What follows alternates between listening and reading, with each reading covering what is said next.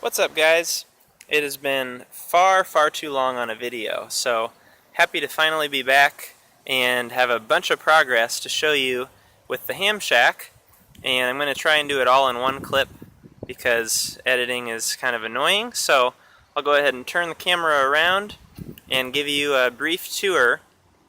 And I'm going to combine this video between kind of construction building type things as well as radio and electronics in particular. So hopefully it will be enjoyable for everybody, and I'll go ahead and turn the camera around and we'll get started. So here's how the shack sits today, and I tried to watch a little bit of my last video to remember how much you guys have seen, and I couldn't really catch on, so I might be repeating some stuff, hopefully not a whole lot, but we'll go ahead and start. What I want to show you first off, I know is new. This is the antenna tower. This is an MFJ model 1965. It's a 65-foot, 11-section telescoping aluminum tower, and I've got mine up a little more than halfway right now. I think we're about 45 feet currently. We had put it all the way up and had a really windy day, actually the day after, and it basically blew over. So I made the decision that I would rather have a little bit shorter, more secure tower than going the full height. So if you can tell, this tree, it's kind of hard to see from where I'm standing, but when it was all the way up, it was actually as tall as this tree, which is just crazy. So anyway, what I've got up at the top there is my Dr. Fong DBJ1 dual band antenna. That's for 2 meters and 440. And then right below that, it's hard to tell, but I've got my 4-to-1 balun, and both of those are being fed with LMR 400. And you can see I've got 3 sets of guy wires here, here, and here. And those go out to 3 points in my lawn. And I'll show you up close one of those points here in a second. Next, coming out to the left, you see the red wire. That's one leg of my 80-meter off-center fed dipole. And that comes down here to this fence. And what I've actually got, it's working well so far. This is just a bungee cord running through the fence and attached to a loop in that wire. And kind of my thinking there was that that would give it just a little bit of flexibility in the wind, and with the weight of snow and ice on it, it could actually flex a little bit for whatever it's worth. So kind of an experimental deal. Then, oh, and by the way, that red leg of the antenna, that is 45 feet long, and then going out this way, you're not going to be able to see it, but way out there by the street is the second leg of my 80-meter dipole, and that one is 90 feet long. It's twice as long as the red. So what I'm doing, and you'll see this once we get into the shack, but what I've built is an 80-meter, basically Wyndham copy. It's a 2/3 and 1/3 fed off-center fed dipole for 80 meters, and inside I've got my tuner, and that allows me to work basically every band. So we'll take a look at that later. Alright, we'll take a close-up look here at the anchor point. This is it's kind of buried here, but this is just an earth anchor you can get at your local farm and home supply.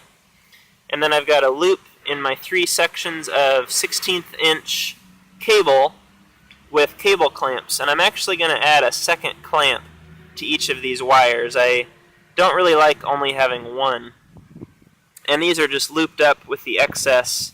We had originally cut these to go to full height of the tower, and now that it's so much shorter, we don't need those. What I've got here is just some marking tape, and I've got to actually tape that on the wire just so you don't walk into it on the ground. So that's what I've got. There's another one over there, and then another one over there. Okay, close-up of the shack. I believe you've seen it in roughly this condition I've got the cedar shingles up there. I can't remember if I showed that. The roof on the ridge vent, I did a double cap with the cap shingles. That just makes it look really cool in my opinion. Everything painted, of course. And I can't remember if you've seen the screen door that I built. And then behind that, of course, is the front door. So we'll open it up and give you a tour inside. Okay, what I did, I'll just kind of talk about the latches real quick. This is just a latch to keep the screen door shut when you're traveling down the road, or else it'll flop open. Then up at the top here, I've got a handle with a slide lock, and what you can do there is pull this tight and lock it at the top and also down there at the bottom. And my thinking there was that that'll just keep the wooden door square as it kind of dries out and weathers so that it still fits properly. Okay, I've got another latch here, and what this allows you to do is lock the screen door once you're inside. Here's the main lock for the inside door, and kind of a cool feature is once we're inside, you can swing this lock inside so that nobody can lock you in the shack. Not that they ever would, but just kind of a safety feature that I thought was kind of neat. So, alright, we'll take a look inside, and it's going to take a second for the lighting of the camera to adjust, so just bear with me. Alright, so I'm going to stay outside here for a second and just kind of point things out to you guys. We've got my Yaesu Radio Amateurs World Map and a super loud forklift across the street. We've got my desk that I just got done actually about a week and a half ago, and I'm still moving things in electronics-wise, so nothing is complete as far as that goes, but it's functional, and I'll talk you through that here in a second. Okay, so we've got the lower desk, and down here, kind of some rack-mounted audio equipment that I'll talk about in a minute. And then also the upper desk, and I'll give you a tour of that as well. Back there is, of course, the window with a new curtain that I need to get made. The flooring I actually just got done today. This is a vinyl laminate composite flooring, kind of a snap-together click or whatever snap flooring that they call it. And it is very nice to work with, and it looks great. And I also took a 1x3 all the way around the perimeter and trimmed it out with that. So I'm really thrilled with the floor. Alright, we'll get inside and close the door. And I'll show you what I'm talking about with this latch. So I've got the latch swung inward right here. And so what I can do is shut the door, and now that can't be locked from the outside. And if I feel like I need to lock the door, I use the same lock from the outside right here to lock it shut on the inside. And also just a single latch. What this does is, right now you can see the daylight coming through. If I push that shut, it seals that off, and I can slide that latch. So the door's not perfect, but like everything else with the shack, it's the first time I've ever done anything like that, and I'm pretty happy with it. So looks like I need just a little bit more glue right there. Okay, I do remember, waiting for the camera to focus here. See if I wipe it off, if that'll help. Okay, at the end of the last video, I don't know why we're not focusing. There. At the end of the last video, I was debating what to do with the ceiling in here, and again, it's not totally complete, but you'll get the general idea. What I did is, I've got a series of rafters running across, leaving about, I would say about an 8-inch space between where these sheets are at and where the peak of the ceiling is at. And what I've done, sorry about the focus again, what I've done is insulated from here to here, but not insulated the attic space above that, other than just throwing in pieces of insulation. And that way, in conjunction with my gable vent that I forgot to show you outside, I have an actual attic in here that is breathing the way it should and helping with my climate control. So a lot more of a pain to do things that way, but I'm hoping that I'll be glad I did, staying warmer in the winter and cooler in the summer. So that's the roof. What I'm doing on the walls is just painting everything white, and I think I'm going to put one coat down everywhere, and then I'll go around with wood filler and just kind of clean up my seams as well as all my screw holes. And I don't know what's going on with the focus, but we'll get that figured out. Anyway, clean everything up really nice. And the reason I went with this nice plywood instead of drywall is just for ease of working with it. I really do not like drywall. So that's one reason. Another reason is for weight. This stuff is quite a bit lighter weight than drywall would be, and I'm already far beyond the capacity of my trailer axle, I'm sure. So happy to save weight anywhere that I can. And the third reason is if I travel with this, which I'm sure I will occasionally,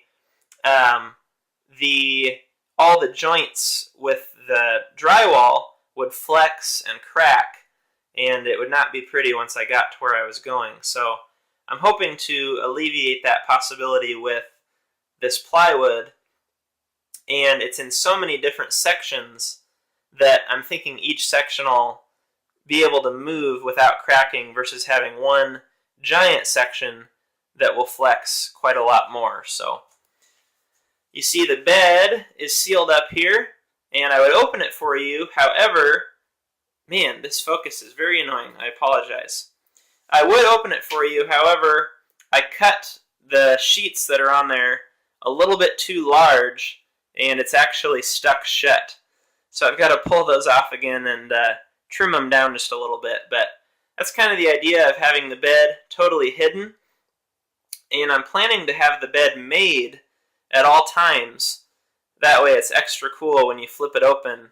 You've got the bed right there. So that's that.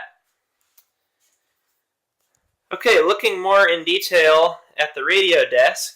First, I'll just talk you through everything that I have, and then give you just some brief details. We'll get into much more detail with this later, but just give you a rough idea of what I'm working with. So, starting at the right, on the bottom desk, you can see my bencher iambic CW key. Then I've got my pair of RCA passive speakers, and I'll explain that. In front of the speaker, next to the key, I've got this interesting little switch that I've made, and I'll tell you about that in a second. Next to that is my HF radio. That's the Kenwood TS820S, or actually maybe just TS820. I haven't learned the difference there. I think the difference is digital display or not, so I believe it's an S model. Above that is my Vectronics HFT 1500 roller inductor tuner. Hanging up on the top there is my TYT 9800. Sorry, yeah, 9800. I get confused between that and the Yaesu equivalent. Next to that, this big silver deal is just an AV receiver, which you'd use like on your home stereo system. And that is running my two speakers currently. Down on the bottom next to the radio, you see my audio mixer. It's not currently in use. I've got quite a few cables to get routed and hooked up for that, so that will get. And next to that is the handheld that I'm currently borrowing. That's just a cheap Baofeng UV5 with a Nagoya antenna on it. Down on the bottom here, I kind of talked about this in the last, or 2 videos ago on the ham casting episode. On the bottom is my 32 band graphic EQ Above that is the compressor limiter, and then above that is a conditioned power supply powering everything. Up on top is my Hallicrafters S40A that I have yet to get into. Next to that is the Daiwa 330W 30 watt power or 30 amp power supply. And lastly, my turntable. Okay, so I'll just give a few details on some of the interesting things here and how they work. So this little silver box, what this is, I put this together. It's a 1/4 inch AB switch with independent switches for A and B. And what that allows me to do, you see on the floor down there, that's my Heil foot switch for my push to talk on the microphone. Reason being is I'm using this Heil PR781 microphone, and there's obviously no button. Like a handheld microphone, you'd push the button to talk. So that foot switch actually acts as your button to talk. Now what I've got behind the radio is a 3-way XLR switch or splitter.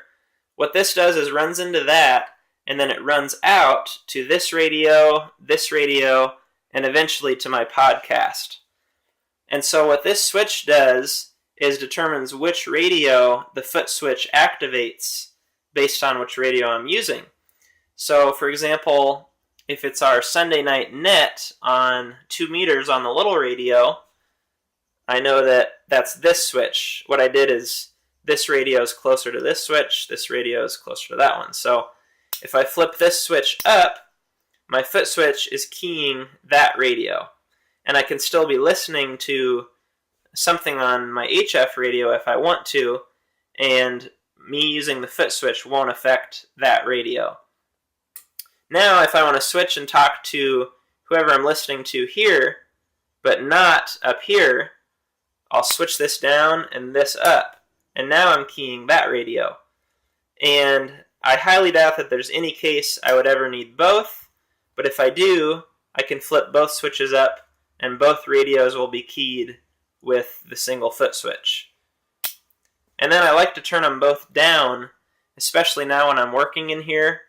That way, if I'm just listening to the radio, I don't bump the foot switch and accidentally transmit if I don't want to. So that's kind of nice. That shuts off the foot switch with both switches down.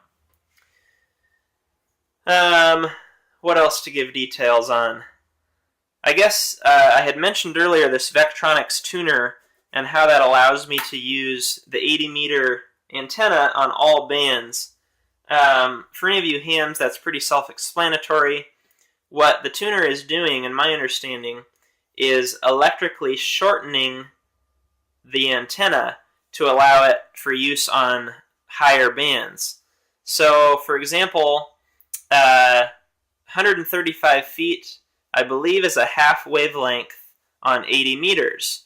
And so that's what my antenna is cut for. It's 135 feet long.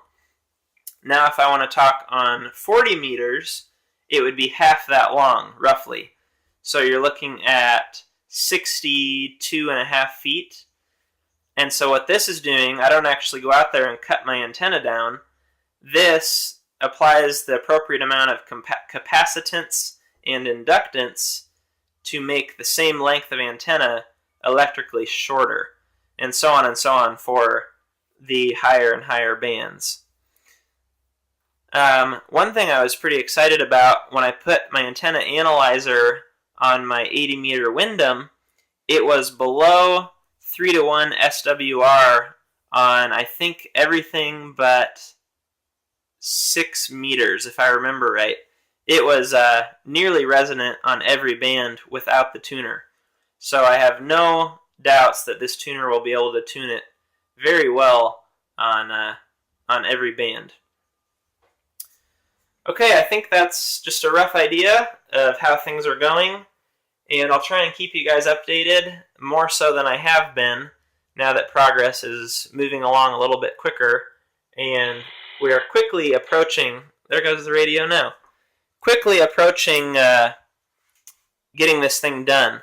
I would sure like to have it done by winter, which is coming in about a month, and have everything in here. That way I'm not going back and forth with equipment in the snow trying to get things working. So that's it for now, and leave any questions or comments down below. Make sure to like and subscribe if you're interested, and I will see you guys on the next video.